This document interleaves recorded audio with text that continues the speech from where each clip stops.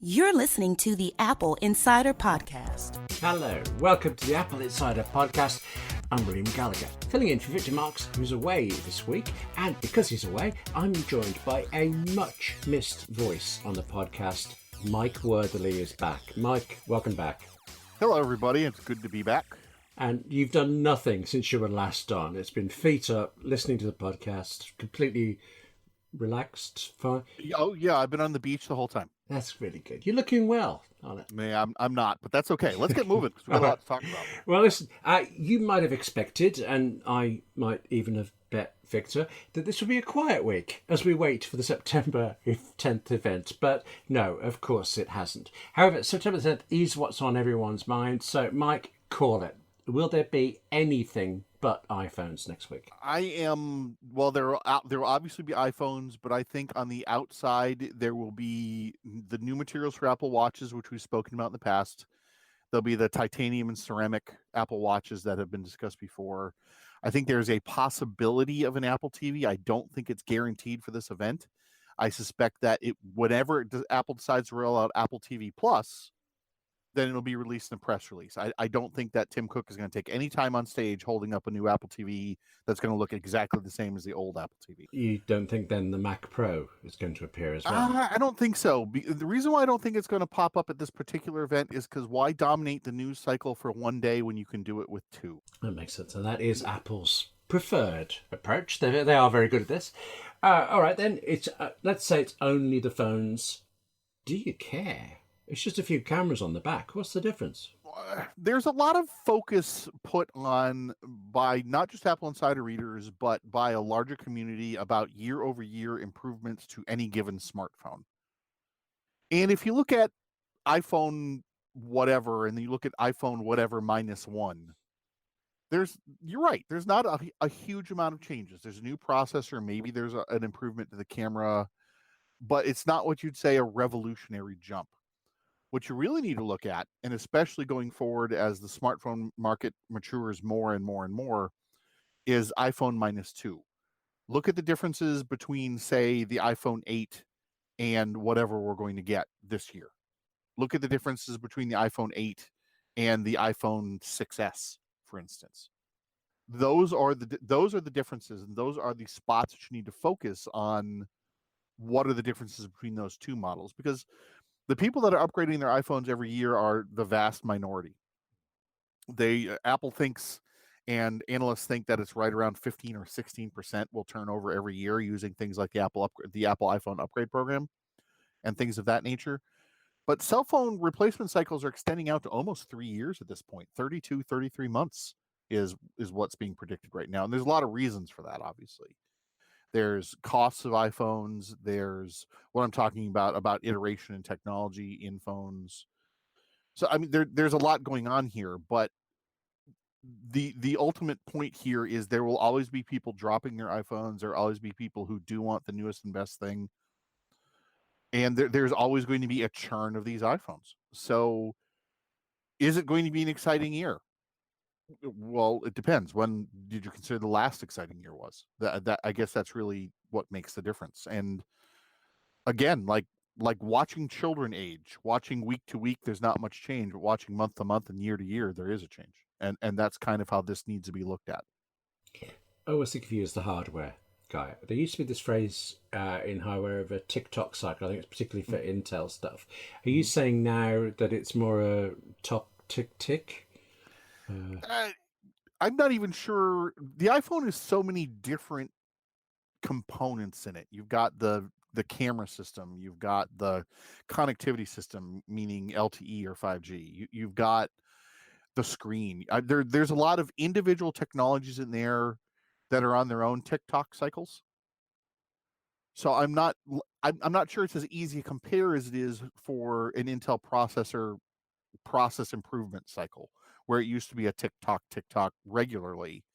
It's hard to have a complete device follow that cadence because there's so many things that make it up that are variable year to year. This time last year, though, I'm trying to remember, it seemed to me that there were a lot more last minute or last week leaks of new hardware and new features and things, and we haven't got, well, so far anyway, as we record this, there haven't been any big surprises for it. Is that Apple's incredibly good at secrecy suddenly again, or there is nothing to say? I think there's less to say right now, last minute, because we've been hearing about this iPhone since literally November of last year. Ming Chi Kuo started talking about whatever this iPhone was going to be called, the iPhone 11 or whatever, on, I want to say it was around the 15th of November last year, because I remember throwing papers off my desk and saying, "Oh my God, this has started already." Yes. He's such a So spoil sport, isn't he? If that guy. when you make 100 million of something a year, you've got to start that process early. You've got to get your ducks in a row in November. So it stands to reason that as the supply chains extend and as manufacturing lead times extend because of these volumes, that there are going to be these leaks earlier and earlier and earlier. And it's been an interesting evolution of the rumor cycle over the last 10 years in the iPhone. You used to call crazy season for the iPhone starting in the end of July. You could count on a lot of rumors in August and early September. And with every year, that's extended by 1 month until we have this diffuse set of rumors extending back almost to the day of the previous release. Yeah, I hate to disagree with you there, but I think it's worse than you think.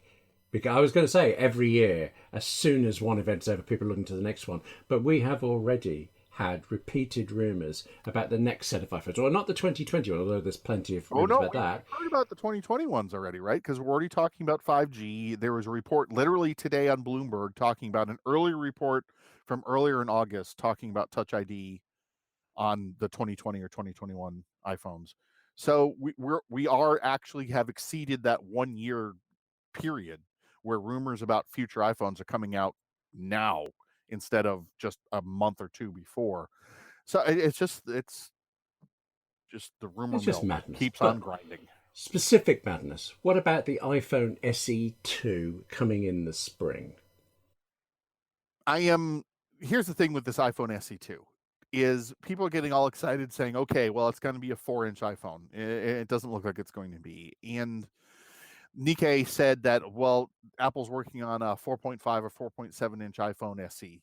Well, that doesn't make it an iPhone SE, does it? That makes it an iPhone 8. So there's a lot going around here. The rumor mill was more prevalent last summer, about a new 4-inch iPhone, where I am inclined to believe that Apple got further along in the thinking process about it, but never sent it to manufacturing, never sent for samples or anything like that. I think the days of a 4-inch iPhone are over.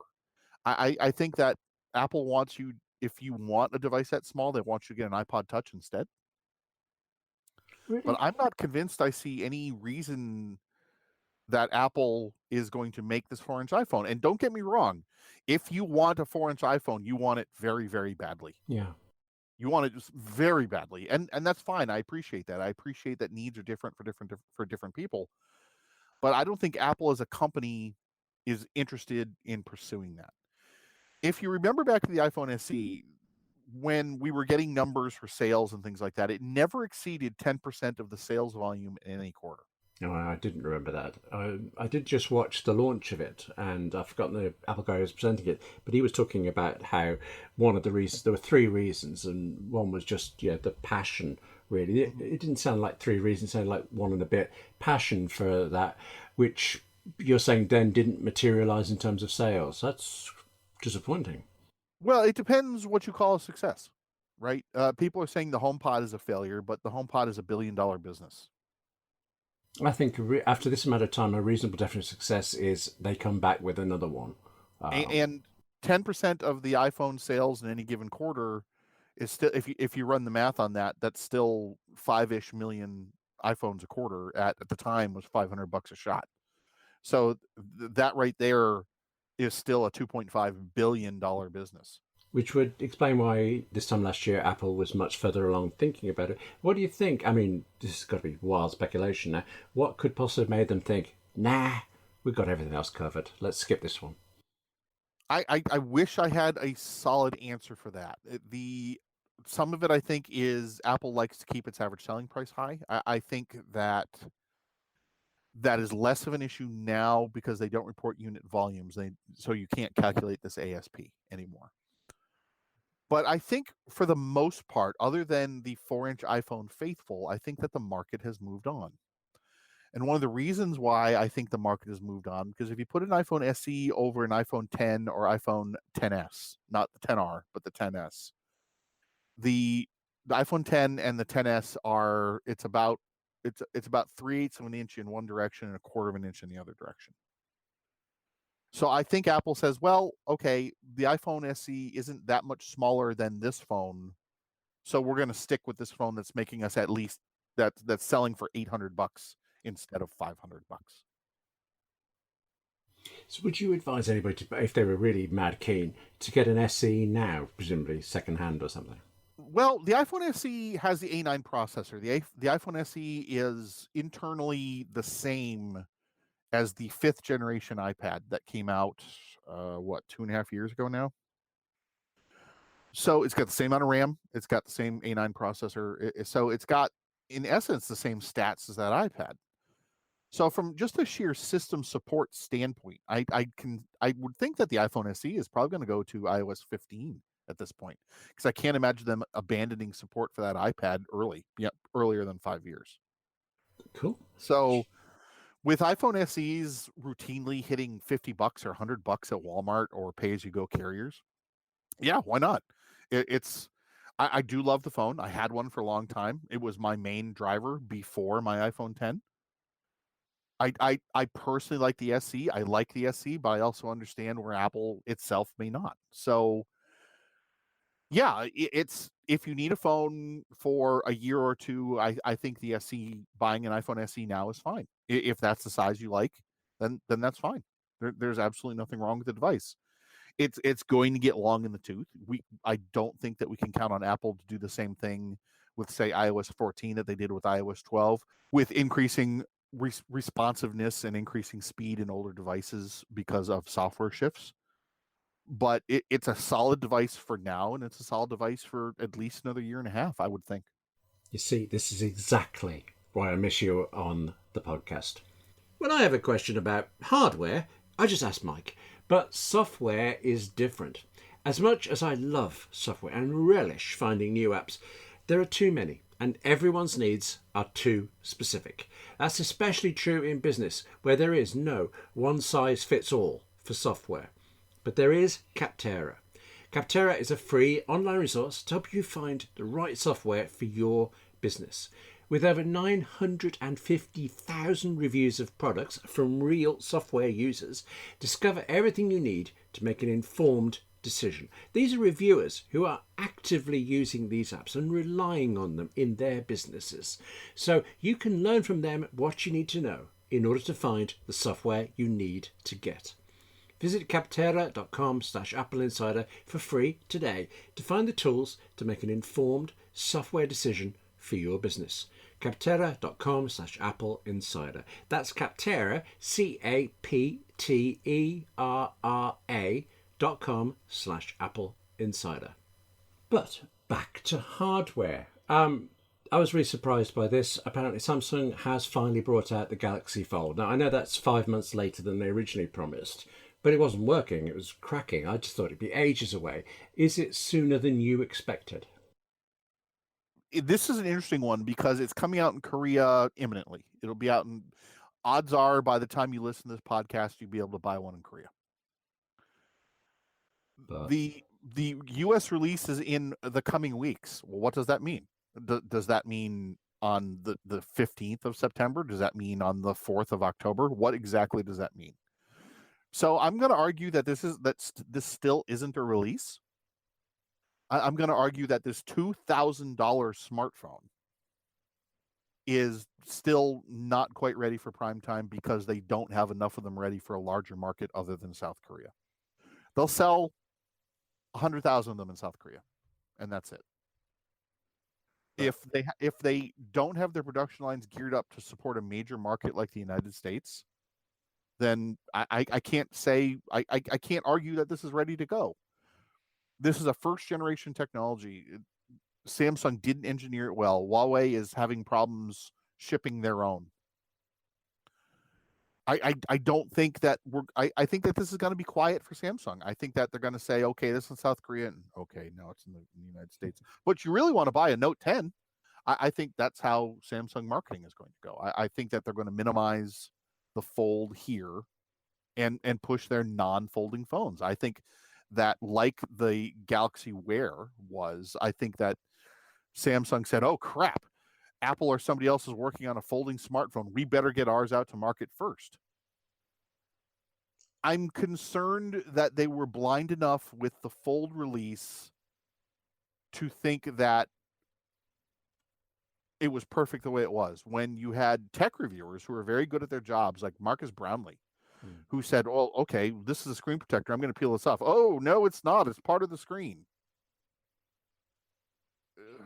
That's a bad call. And the thing is they routinely make these bad calls. And I want the Fold to succeed. I want the Fold to succeed because when Apple has strong competition, then that makes Apple better. Sure, absolutely. But are you saying then you think that even now they may well not have fixed these problems? There are the fact that they didn't see these huge gaps in allowing foreign debris access to the hinges before they said this was ready, that doesn't really speak well to me of their engineering department. How did somebody in engineering not say, "Hey, this is a bad idea, this huge exposed hinge"? How did somebody not spot that? How many more of those things did we not see? With the Note 7, yeah, and we keep going back to this because this was a bad situation. With the Note 7, there are battery fires. And Samsung said, "Okay, we've got the problem fixed." They did not have the problem fixed. I am expecting I am expecting another problem of that magnitude here. I'm expecting there to be screen failures right away, and I'm not expecting them to be at the tech reviewers, because I'm sure this time now that they have absolutely cherry-picked prime units for tech reviewers. I'm absolutely positive about that. This is one of the reasons why we buy most of our review hardware. Yeah, which I've always liked about AppleInsider. It's not gamed like that; it's real. But are you saying then that Samsung just needed one engineer to eat a sandwich at their desk and they would have found this problem? Or that maybe it's the laws of physics, you can't have a folding phone at all? I think a folding phone is possible, but I think that there are profound engineering and materials challenges behind this. And I'm going to say this with full knowledge that I have a minor in materials. My degree is in physical chemistry with a minor in materials. Well, we'll So let you. Yeah, okay. so I'm not going to say that Ma and Pa America are expected to know that this material is going to be prone to this failure for this reason. But this is a giant exposed hinge. What were they thinking? What were they thinking? Yes. Okay, actually, what is anybody thinking about folding phones? Is this something, it's like hardware looking for a reason to exist, or is there a genuine use to foldables? I think there is, but I think it's in larger devices. I think that a folding, say, 9.7-inch iPad style device would be beneficial. I think that Huawei's approach of the screen on the outside is a really dumb idea. I think that the idea is probably realistically 2 or 3 years out from being implemented well. And this is absolutely going to require a good implementation. This is absolutely going to require a perfect implementation, because as soon as you start introducing folding parts to a pocketable device that consumers already consider a part of their lives, right? This is not something. Let's think about this for a minute.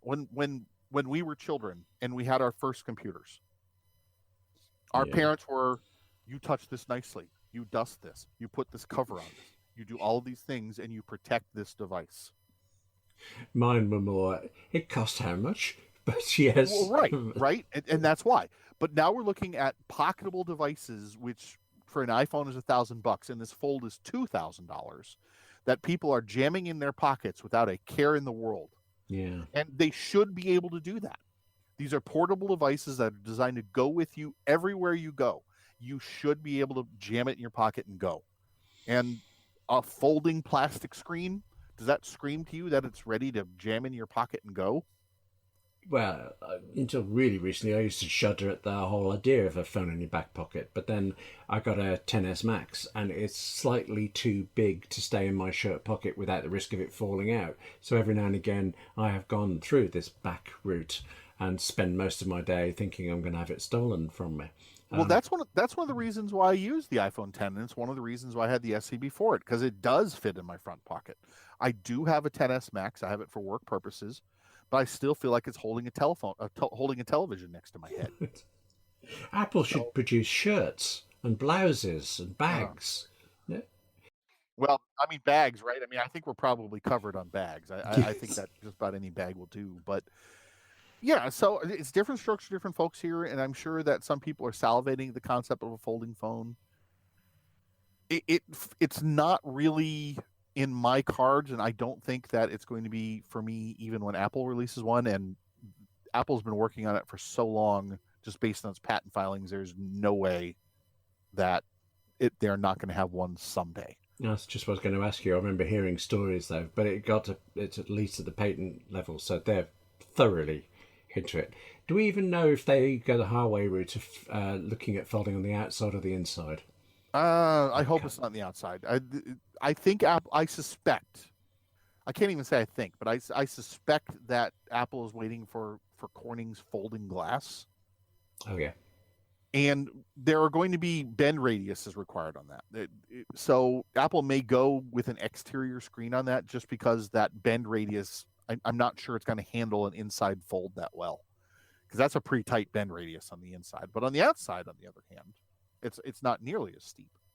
Which was the Microsoft Surface thing that had a hinge? It was like a laptop, but you couldn't actually quite close it. That Yeah, the Surface Book has a Surface. wacky hinge like that, and it's kind of a wedge Yeah. in that regard, and that's okay on a larger, on something that you're not going to sit on. I'm okay with that hinge.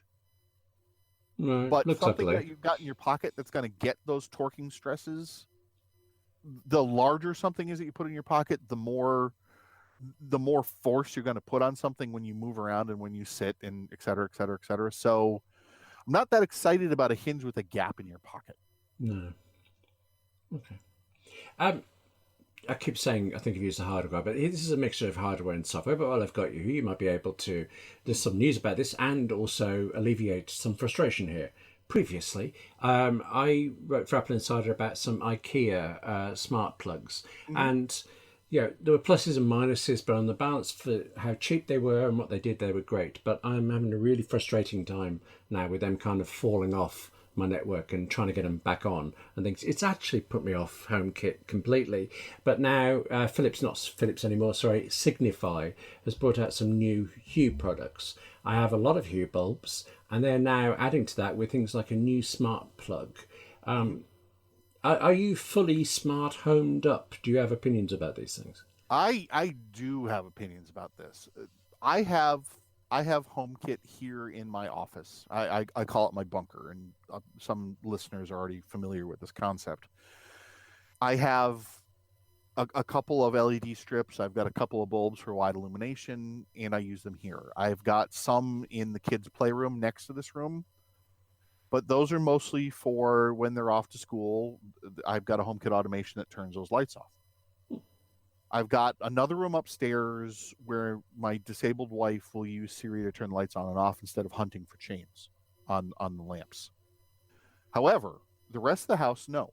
And the reason why is multifold. I also have senior citizens in this house who aren't adapting well to voice controls, which is fine. And I do not have the neutral wire in the walls. So I can't get switches unless I want to spend a great deal of money and put on a hub. And I absolutely do not want a HomeKit hub from a third party at all on my network. Everything I've selected is native HomeKit, does not require a hub. I mean, I have a light switch in the living room that isn't plugged into the walls. It's just a Philips. I've forgotten what it's called. It's a touch control bit. I've actually probably shouldn't say this. Blue tacked it next to the light switch.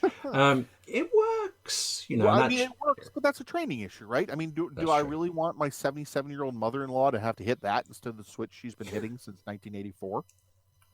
Okay. So How about the fact that Signify's part of the Hue range apparently will now include a smart button? That's not going to be enough to persuade you ever. Yeah, that's not going to be enough here in a training situation. You know what? My kids are all on board with this. My kids are fine with the HomeKit stuff. My wife is fine with the HomeKit stuff. But if I could do wall switches, I would, but I can't. Well, I can. Leviton has some that will work on without neutral wires, but they are expensive. Those are $60 and require a hub. So that's really not in my budget, because like I keep saying, if you're into tech writing for the free stuff, you're in the wrong business because you don't get the stuff for free. When you review a HomeKit switch, you got to take it out of your wall afterward and send it back to the manufacturer. That's just how it goes. I love HomeKit stuff, or I did until these problems. But it's this year, HomeKit has seemed to be mine, not my wife's. She can't control the automation. We had a confusion of bulbs at one point where I could switch the right one off and she couldn't. And eventually, as much as I love the fact that we've got it in our kitchen, so I can walk in, the lights come on, and the stairs, and bathroom light. So many things I really like about it. But knowing what I know now, right this minute, I might not go for HomeKit again the way I did. But that's the key with HomeKit, is making sure everyone is on board and making sure you have a plan. I mean, it's kind of the same with networking, right? If you don't have the right stuff and everyone's not on board with what you're trying to do, you're not going to be as secure as you possibly could be. And with HomeKit, if not everyone's on board, then you're going to have somebody flip a switch and you're going to wonder why your HomeKit bulb didn't turn on. It's because somebody flipped a switch. Yes. And now that bulb has no power. So no matter how many times you tap that button, it's never coming on. So how about this, though? Of all the people you think would know about HomeKit, Apple would be up there, isn't it? But I've been talking to developers about Catalyst and things, and one of them who does a HomeKit product was saying, well, it's no use to him because HomeKit isn't on the Mac. And I'm thinking, but I've just used it. I've got the Home app. But he's right. Not all of the underlying functionality is available on Mac. That's why the Home app is so limited on the Mac, and presumably isn't getting better anytime soon. I mean, a lot of that functionality doesn't have to exist, right? Are you going to lug your MacBook Pro to go scan a barcode on a socket you've already plugged into the wall? Am I going to use it to add a new device? Yeah. No, you're not going to. No, come on. You're not going to use your MacBook Pro to add a new device. There's no way. I'm in my office. I put a new bulb in. The Mac's right there. But so's your phone. Okay. Right? You're going to grab the phone. Okay. You're going to unplug your MacBook Pro from all the power in your monitors, and you're going to go wave it up there at the light bulb. There's no chance that's going to happen. No chance.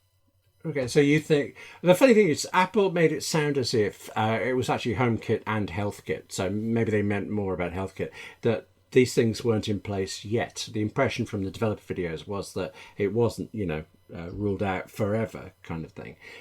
You think this one is? I don't think that all of the functions of HomeKit are ever going to come to the Mac. I think that what we've got is essentially all it's going to be on the Mac. And that's okay. A better platform, if you're really interested in some kind of control platform for your HomeKit, then use that old iPad Mini 2 that you've got laying around that's in your drawer because you haven't updated it in 3 years. Use that instead. Velcro the damn thing to the wall. Use one of the Mac Mini stands and put it in your kitchen. Put it in a plastic bag and put it on a stand in your kitchen. There you go. Home system and HomeKit hub. Boom. Done in one. You're talking about my Sudoku machine. Well, okay. It could be your Sudoku machine and your HomeKit control panel. Oh, it's just madness. Okay. Multitasking, right? Exactly. So and speaking of developers, and that was a fascinating piece that you got done, by the way, on that. And I think that a Mac app needs to look and feel like a Mac app. I don't like Slack. And one of the reasons I don't like Slack is it's an Electron app, and it's hard on system resources. It doesn't really run like a Mac app. It doesn't really feel like a Mac app. It feels like a Java app slapped on top of a Mac front end. In theory, I would agree. Because I've seen things. I mean, I was just talking to somebody about Final Draft, which is a joint Mac and Windows thing. And one of the annoyances, it costs a fortune, and you spend thousands of hours in front of it, and it looks dreadful to me as a Mac user because it's like Windows from 5 years ago and stuff. I'm very aware of the aesthetics and also the feel and the design of things, but I haven't especially noticed a dislike for the Home app. I never use stocks, but there's Home, isn't there? And voice memos. I've never used voice memos on the Mac either. Maybe it's just Home. Home is anemic, doesn't do everything I want, but I haven't had a big problem with it. And I hadn't even realised that Slack was a port until you said it. It doesn't leap out of me as my favourite app, but it's got, it works, and it doesn't. It's based on the Electron framework, and there are other applications like Discord, which is another common coordination and peering app that's mostly used by gamers, which you probably haven't used Discord at all. I have for phone calls with gamers. Yes, Discord is harsh on system resources, and it's got routines that are constantly non-responding. It's just not a good scene, and these need to be native apps. There need to be more native apps. I'm not a huge fan of the news app because it's not a Mac app. Let's take advantage of the platform instead of half doing it and moving over these iPad apps to the Mac without much effort. I really would like to see. I understand the Mac users are a minority. 4 million Macs compared to 10 million iPads per quarter. That's a huge difference in users. I should explain actually we just mentioned an article that I wrote. In fact, it was you. You sent me off to talk to developers about Catalyst, Apple's technology for converting iOS to Macs with a click of a button. How did they find it? I was surprised at some of the results for it. Is that why you sent me off? Because you thought I'd find out that it was quite a mixed bag? I sent you off to go do this because I was seeing the rumblings on social media from developers. Some were good with it, some were not, and opinions. There didn't really seem to be anything in the middle. Yeah. It was either this is great and this is going to do a lot for me, or this is garbage and should be lit on fire. And there's a lot of discussion about how it's not ready for prime time. And it may not be as far as what the developers are talking about, but I think it is exactly where Apple wants it to be. Well, and that's the dichotomy we've been talking about all day, right? We've been talking about what Apple wants. We've been talking about what Apple wants to execute and how they want to execute it and why they want to execute it. And it's very easy to see looking later at the signposts along the road to a development. Oh, sure. Yes. It was very easy to see Apple educate users on small handheld devices, and here's the iPhone. Yes. Okay. So these migrations were easy to spot later, afterwards. And I feel like, and I've been maintaining this for a while, that the whole Catalyst concept, I think we're moving not toward a combined future. They've said that is our iOS and macOS going to combine, and a huge.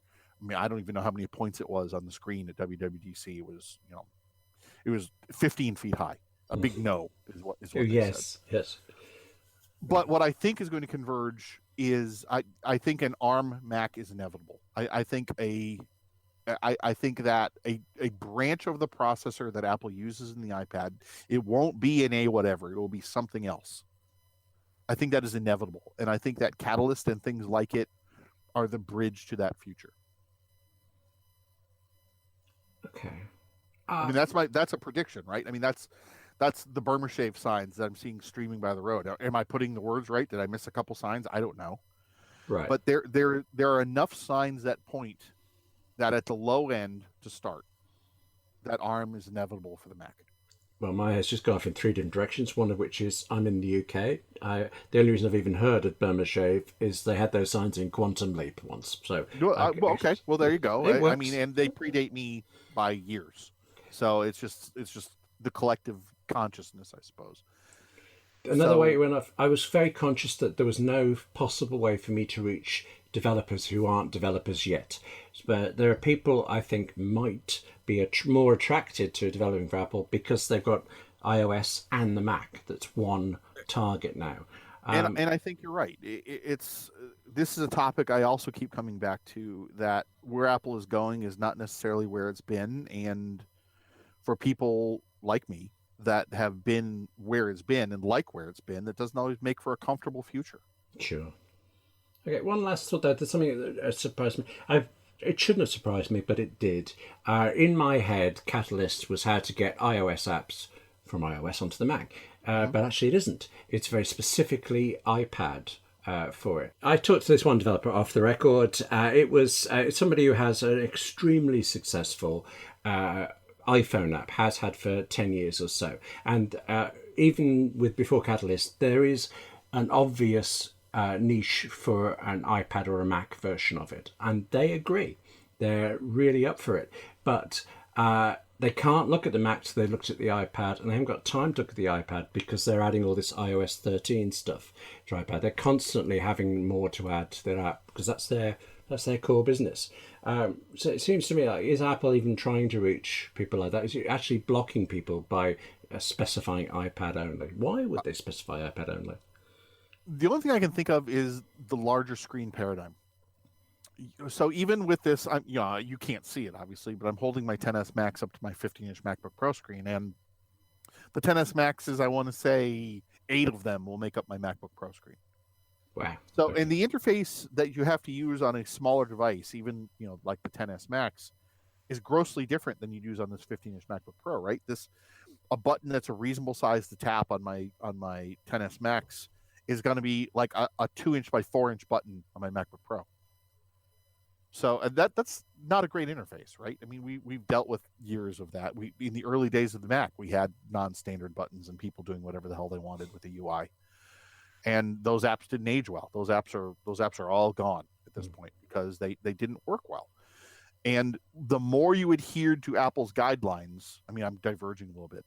The more you adhere to Apple's guidelines, the longer your software would run. Like even before it was recompiled for macOS 10, Dwayne Blem's Stunt Copter worked for almost 20 years without a recompile, without a bug patch, because the developer followed Apple's guidelines to the letter. No deviation, no squirming, nothing. Just absolutely to the letter. So, and I think that this is a similar situation. I think that Apple's not interested in having 2x4-inch Mac buttons, because that is totally in contravention of all their user interface guidelines that they put forth. Somewhere in this office, I'd like to show this up. You just showed your iPhone, we couldn't see it. I'd like to be waving this, but I can't quite see it. I have a 1990s printed copy of the Apple Human Interface Guidelines. And you look through that and you think sometimes Apple doesn't follow the Apple guidelines anymore. Oh, the user interface guidelines have changed a lot since that version. I didn't have the 1990. I had the 1989 version of that book. But yeah, the user interface with Mac OS 10 at the time. Now it's just Mac OS or whatever they want to call it. They changed a lot of those things. Like, come on, an aqua blue button in Mac OS 9. Come on, never ever would you see that. Well, so, even though Steve Jobs called it lickable, it should be everywhere. Yeah, that was a little weird. Yes, that was a little strange. Yeah, I don't want to lick my screen, man. Sorry. Anyway, okay. So things are changing, but if you stick to the guidelines, it'll work. That's interesting. I mean, one of the developers talking about there's a particular workaround that he's looking at, which does what he needs, but he doesn't know whether or not it will survive because of Apple changing things and this not being... documentation apparently is a really big problem with Catalyst. Oh, the same guy said, if it goes wrong, you actually don't know if it's a bug or it's meant to be like that. So that does seem like really early. But to be fair, Apple, even last year when they first announced it, they said this is a multi-year project. So yeah, I mean, that is a problem. Lack of documentation is a problem. It's not a new problem for Apple developers by any stretch of the imagination. I'm not saying that they should tolerate it, but this is kind of expected at this point. Semi-related to this isn't on your schedule. I wanted to talk a minute about some feedback that we've gotten on social media about something. Sure. So we published a piece earlier this week about updating your Steam library, not your library, updating your Steam client to 64-bit in case it was stuck at 32-bit. And there have been some satellite conversations that have spawned. We're talking about the biggest extinction of Mac games, and that's probably a true statement. Goodness, I never thought of that. So game developers haven't all gone to 64-bit en masse. Yeah, and there's a reason for that. I mean, games have always, and they do this on Windows too, is they play fast and loose with best practice sometimes to squeeze out that little Oh, bit right. of extra performance. I remember that back in the days of the BBC Micro, the first version of Yeah. Elite did some hinky things. Yes. But now it's coming back to bite them. What now Okay. it's a problem, right? Because a lot of that stuff will never be able to be ported to 64-bit. And I'm of a mixed mind about it. I'm not super excited about it because there is going to be a lot of software left behind, not in my particular workflow. But yeah, I'm going to lose a lot of games to it. A lot of my Steam games, in fact. I mean, my Steam library goes back, oh my God, 15 years? Has it been that long? It goes back a long way. It's at least 12 years for sure. But you're And forgetting Apple Arcade launches any minute now. well, That'll sort it I'm all going to out. go into that in a minute too. But I'm going to lose a lot of those older games because they will never ever see 64-bit. But the core problem I'm having with this is 64-bit has literally been available for over a decade. Yeah. Over a decade. And the writing on the wall for this shift from 32 to 64-bit was 2 years ago when Apple said that they were dropping it from iOS. So it's not like Apple's just now springing this on developers, like today, a week or two before the Catalina launch. This has been in the works for years. You've been able to have 64-bit apps for years. So when did Windows go 64-bit though? well, they haven't still. Windows 64 itself has been available for 10 years, but they have no limitation on 64 or 32-bit. I didn't know that. Okay, that's interesting. There are tangible benefits for not having 32-bit libraries in macOS at all. And it's really beyond the topic, beyond the scope of this conversation. This is overall a positive move, and yes, it is going to exterminate a great deal of older software. But again, I mean, my stance on this is it's not like there haven't been warnings that this was coming. So if you're looking at Catalina, I'm telling you now, right now, today, when you hear this podcast, I'm going to have William put this in the show notes, but you can find out easily which of your apps are 32-bit and which are 64-bit. Do it today. Do it absolutely today and find out what you've got that you can't live without. And if there's anything on there that you can't live without, then wait. Find out what's going on with that app. Find out if there's a newer version of that app. Find out if the developer's even going to update it to 64-bit. And do not pull the trigger in Catalina until you get your workflow figured out. Just don't do it. Except, I read that piece about how to do it. It's very easy and you can check very quickly. I would imagine that it will report whether or not your Steam app, your launcher, is 64-bit or not. And if it isn't, we've got steps for you. But surely the games themselves are actually hosted on Steam and you can't. They depend. It depends, right? All right. The games themselves, Valve does not require 64-bit applications. So if you've got a 32-bit app that you like very much, that you can't update because the developer hasn't produced a 64-bit version, you're out of luck. You're absolutely out of luck. I get that. I'm not certain of how I will actually find out. Any app actually on my Mac, yes, doddle to find out. Well, but here's the thing with Steam: the Steam client is just a front end. Yes. Those games aren't installed into Steam. They're actually executables of those games in one of those folders that you had users set aside and not delete. Oh, right. Okay. Well, in that case, then that makes sense why Apple's technique for checking what you've got doesn't just look in your applications folder. Right. It looks for any executable everywhere. I wonder why they did that, and now that makes sense. All right. Okay. But break it to me gently. Do you think Sudoku's going to be okay? I think there will be some Sudoku that is probably okay, but I don't know if all of them are. But here are some things that are not presently 64-bit. The Android file transfer agent by Google is not 64-bit. Wow. There is an old Canon driver that is not 64-bit. There is. I'm just kind of scrolling through some stuff here that I've got here. Whenever you say old, then I'm not that surprised. But Google's own apps, you thought Google would be on top of this. Yeah, you'd think, but they haven't done anything about it. And I don't have a lot, but I've got a couple of Steam games installed that are not 64-bit, that are still 32-bit. And those will stop functioning in Catalina. Right, well, I think we should just abandon talking and go check this out right now. Well, here you go. The Cisco WebEx Meeting Center, Oh, 32. no. So there's a lot of stuff that hasn't made it yet. I'm honestly surprised because it's a long time since I've had one of those pop-ups saying this needs to be updated, see a developer or whatever. I mean, it's months since I've seen anything like that, and people have had I knew it was coming. You'd think a developer would, but then... Well, I think they know it's coming, but I think that there are sometimes architectural challenges. Oh, I see. Okay. I think that some of the workarounds that people have used are complex to port over to 64-bit code, and I think that's what a lot of people are running into at this point. Right. I wonder if this will light a fire then, or will they abandon? Is Apple doomed? No, Apple. I did the math not that long ago. Apple could take its over $200 billion in cash and pay all its people, and not sell a single thing and still run for 5 years. So I mean, I'm pretty sure that doomed is not on the table. But as far as Apple Arcade goes, the games in Apple Arcade that I'm seeing right now will appeal to some, but when you think stereotypical gamer, and I hesitate to use that term, because if you play a smartphone game, you're a gamer, William, because you play Sudoku on your phone. And Mahjong as well. Come on. And Mahjong as well. Yeah.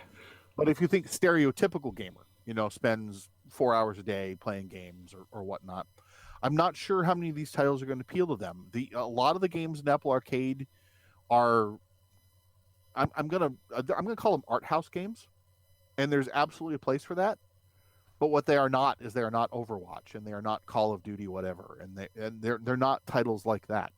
So while Apple Arcade will do well, it is not a substitute for Steam. It is not a substitute for the Steam marketplace. So it won't have Lemmings. I suspect there'll be a Lemmings-like game on it sooner or later, but that really depends on Apple and who they get on board. That's the only game I ever got addicted to on the Mac. Back in the PowerBook days, I remember spending a week on a level and then just seeing the same level on a colour screen, and the answer was really obvious, and that was it. I was done with games forever. Well, I mean, I can understand that. Different structure, different folks. But the thing is, you're not done with games. All right, I'm exaggerating. That you're getting this out of me, the Sudoku and Mahjong, and full disclosure, there's chess occasionally. All right, yeah. You got me. But still games. So anyway, given the state of all these things going on, there are things going on at AppleInsider, aren't there? In fact, AppleInsider is recruiting, and we are. You're the one doing the recruiting. I'm not saying this because Victor's away this week. What should people do if they're interested? Who are you looking for, and what should those people do? Well, we're looking for the right candidate. We are not looking for somebody who can retype press releases. We are set in that regard. What we're looking for somebody is who will take this press release and say, "Oh, that's interesting. Let me call them. Let me find out what the story behind this is." We are looking for people who will delve into stuff, who know people that they can call, who are interested in what we're doing and why. This is, I mean, I'm not even going to use this. It's not just a job as an adventure, because it's not an adventure at all, really. We have home offices. We do what we have to do. But that whole part about doing more before 9 o'clock than most people all day, that part's true. I do like so that. Yes. If you're interested in the job and you think you can fit the bill, we do have a post that is outlining what we're looking for, and we're going to have William put it in the show notes, and do apply. We're going to start looking at candidates very, very soon. I'm not expecting anyone to come on before the iPhone event. We're certainly not going to have gone through all of the applications at this point, but we read them all.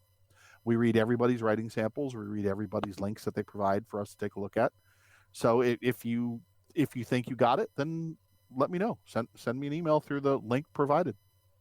Great. And if that is you and you end up working for AppleInsider, I look forward to working with you. And whether it is you or not, I'll see you next week, where Victor is back. We might have some iPhones to talk about. I'm not sure. Thanks, Mike. Thanks for listening. Yeah, I'm pretty sure we're going to have iPhones to talk about. If you are interested in my particular brand of opining, you can find me typically every week over at spacejavelin.com on Monday mornings. Okay, and I will be glued to watching the... Where I'm just living for Tim Cook to come out and say, "Good morning," again, the way he does. We should have a Apple event drinking game, shouldn't we? This is probably going off the topic. Mikey. We'd all be dead 6 minutes in. We'd call the ambulances. It'd be over. Challenge accepted. Good talking to you. Thanks everybody for listening. Goodbye. Have a good week, everybody.